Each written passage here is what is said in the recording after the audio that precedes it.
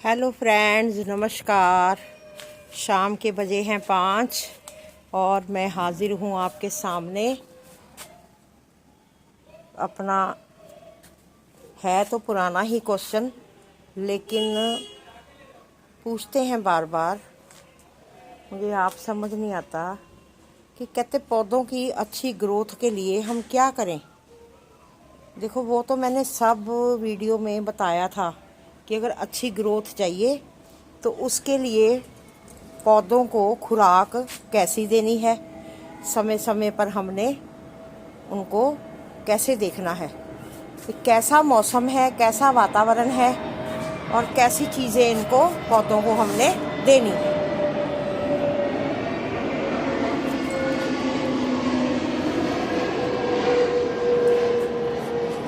तो पौधों को हमने क्या क्या समय के अनुसार कैसे उनकी देखभाल करनी है ना, कैसे उनको हमने पोषण देना है, ये चीज़ों का ध्यान रखना बहुत ज़रूरी है।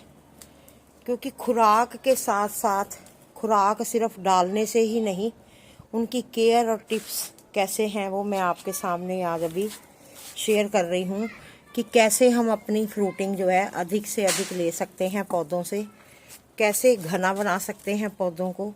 इन चीज़ों के बारे में मैं आपको आज सारा बताऊंगी। तो ये कैसे होता है ये आपके सामने है। पौधे देखो, मैं दिखा रही हूँ आपको।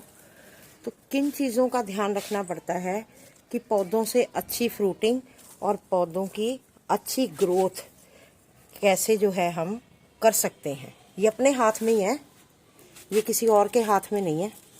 ये अपने ही हाथ में है कि हमने पौधों की देख रेख करके उनको किस तरह घना बनाना है और किस तरह से हमने उनसे फ्रूट्स जो हैं अधिक मात्रा में पाने हैं।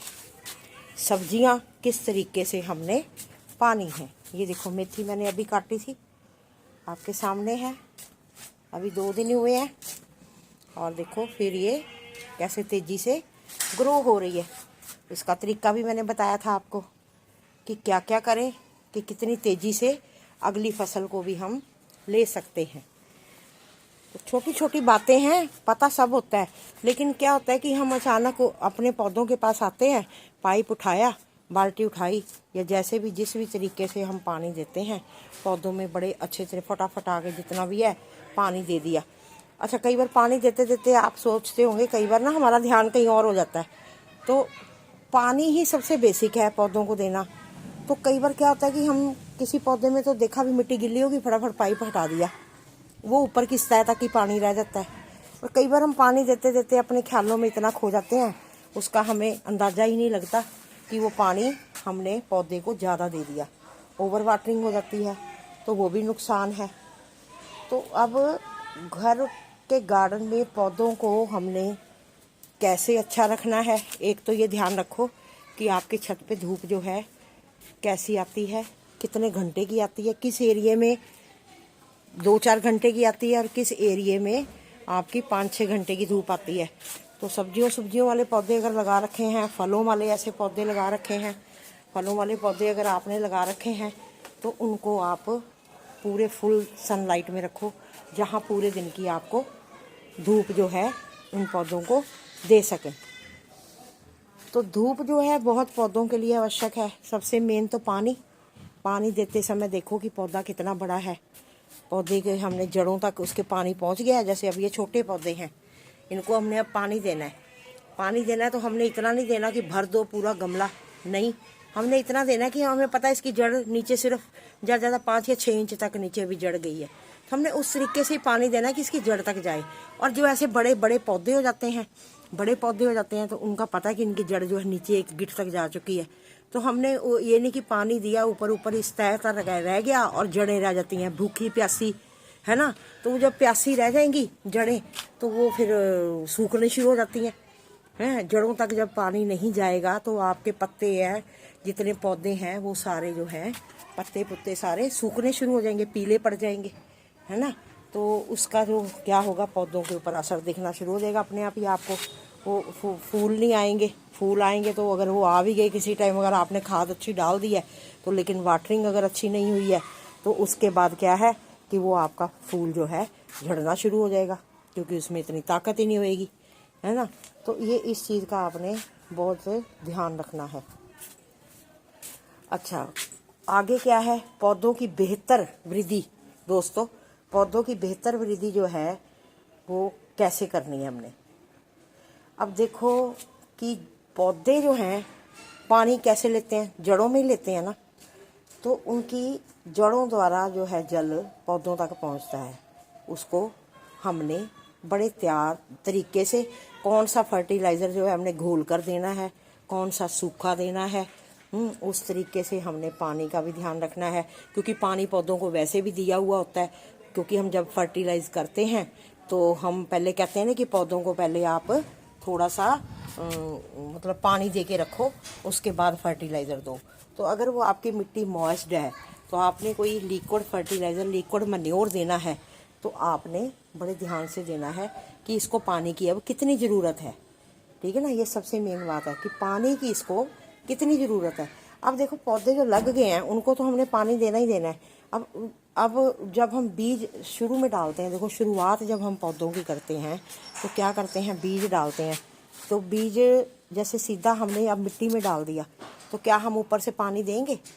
गमला जैसे अब ये तैयार है, हमने इसमें मिट्टी भरी हुई है गमले में, तो अब क्या करेंगे, इसमें हम क्या सीधा फटाफट बीज लगा के उसके ऊपर क्या हम एकदम पानी दे देंगे, नहीं। हमें क्या करना पड़ेगा, जब सबसे शुरुआत ही यही होती है कि बीज डालने हैं तो उससे पहले जो गमला हमने तैयार किया है उसको पहले मिट्टी को पूरा गीला करना पड़ता है। क्योंकि बीज तो इतना सहन नहीं कर पाएगा, वो इतनी गीला ऊपर से पानी दोगे, इतना उसको गीला कर दोगे तो वो तो गल जाएंगे, बीज सड़ जाएंगे। दूसरा, उनको हमने वैसे ही शेड में रखना होता है, क्योंकि धूप में डायरेक्ट एकदम नहीं रखना होता बीज जब हम लगाते हैं। सबसे मेन टिप तो यही है। जब उसकी जड़ी कमज़ोर रह जाएगी, उसकी नींवें ही कमज़ोर रह जाएंगी तो वो पौधा कहाँ से इतना अच्छा अंकुरित होगा, कैसे फलेगा फूलेगा।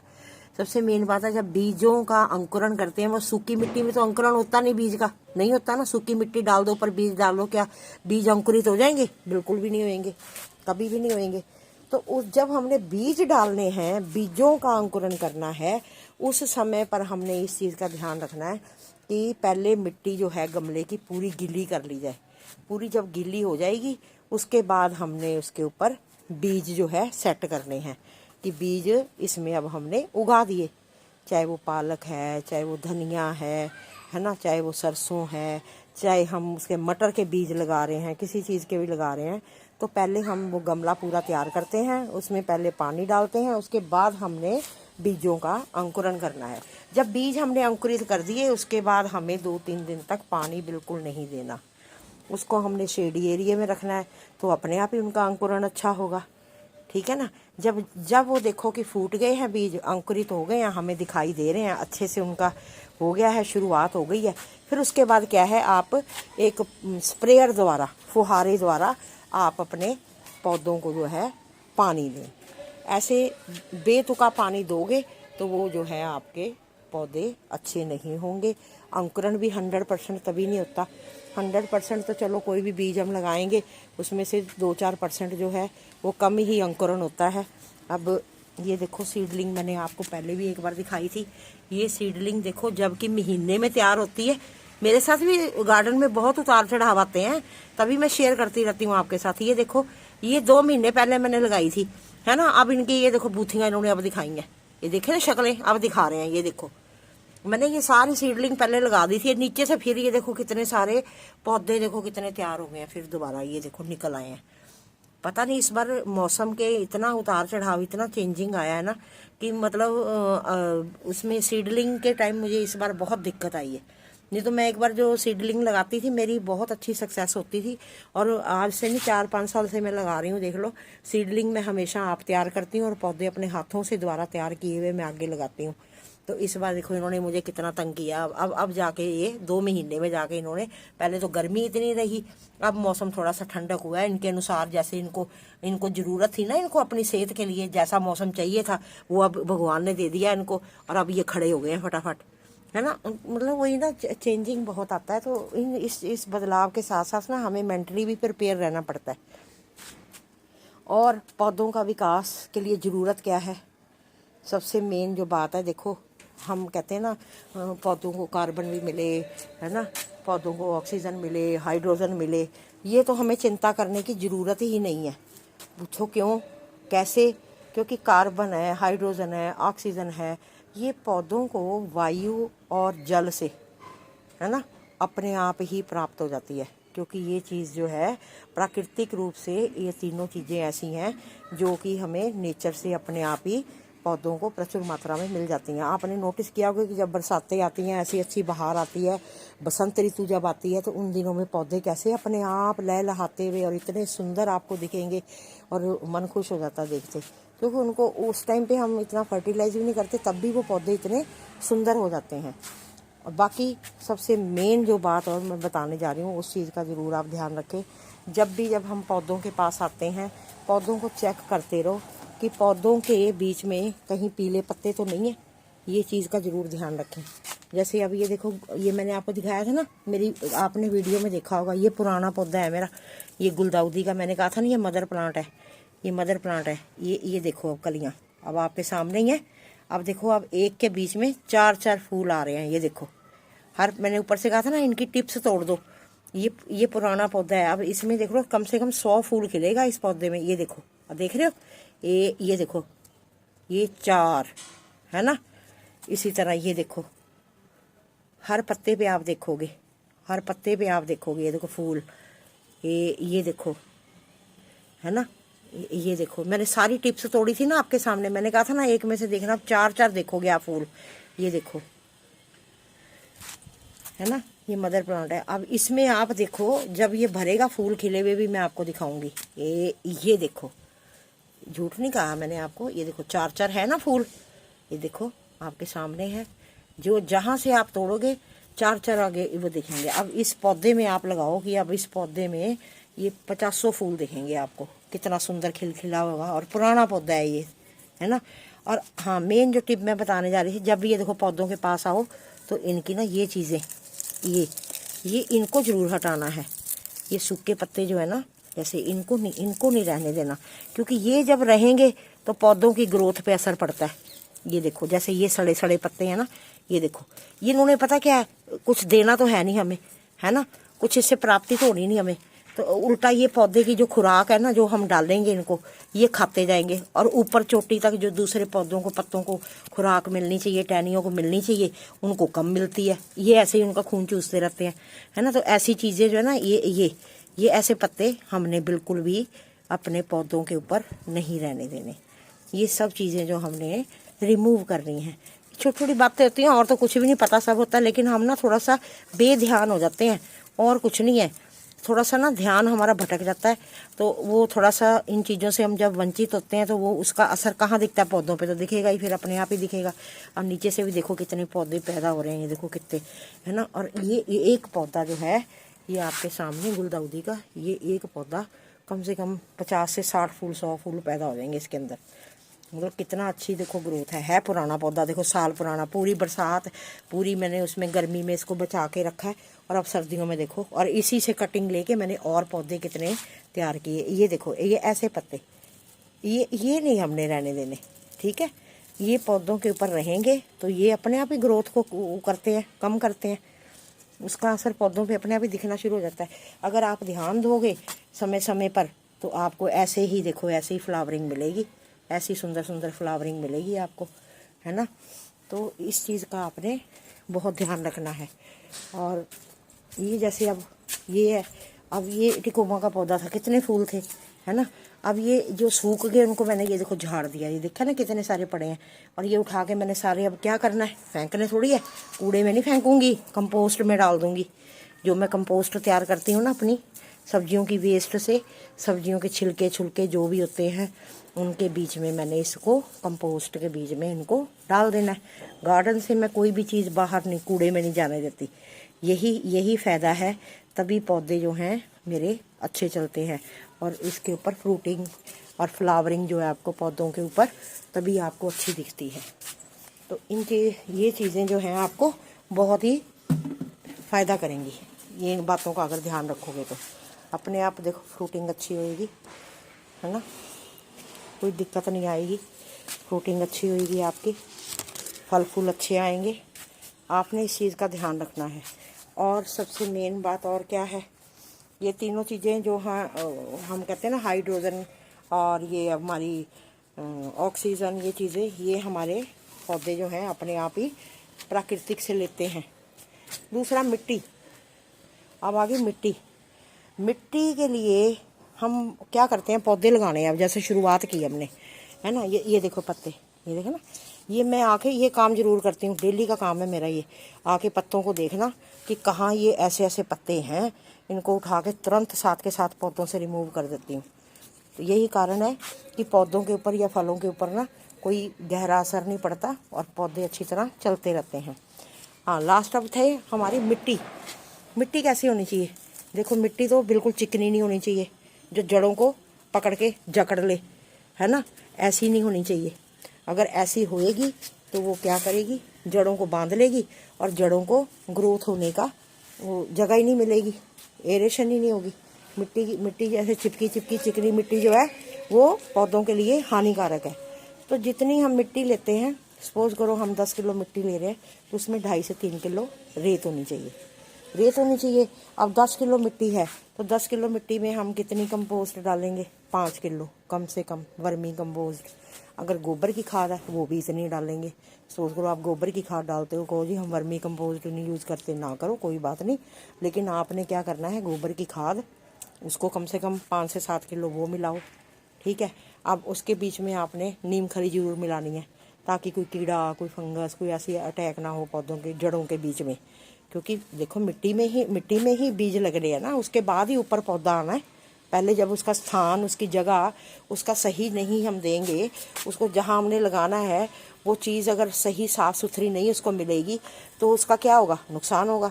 वो बीज कहाँ ताकत आएगी उसमें, वो पहले बेचारा मरियल सा हो जाएगा, है ना। तो इसलिए मिट्टी का ध्यान रखना है। मिट्टी अच्छी, उर्वरक मिट्टी, दोमट मिट्टी।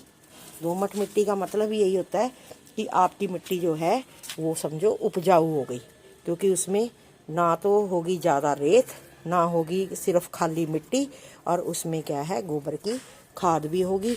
नीम खली डालो, नीम खली नहीं तो मैंने बताया हुआ है आपको कि नीम के पत्ते, खूब सारे नीम के पत्ते आप सुखा के रखें और उनको आप अपने गमलों में भी भरें, ताकि जो पौधे हैं आपके स्वस्थ रहें और उनके ऊपर फ्रूटिंग भी है जो पूरी स्वस्थ हो, ठीक है ना, वो पूरी स्वस्थ हो, कोई उनको बीमारी नहीं लगेगी। जब मिट्टी उनको अच्छा पोषक तत्व मिल जाएंगे, उनको जब पैदा होते ही उनको अगर हम अच्छी चीज़ उनके मुंह में डाल देंगे तो अपने आप ही वो तंदुरुस्त होंगे। जैसे बच्चा पैदा हुआ है छोटा सा, उसको हम अच्छा माँ अगर अच्छी खुराक लेती है तो उसको पौष्टिक दूध मिलता है, तो तभी वो हष्ट पुष्ट रहता है ना, बीमारियों से दूर रहता है।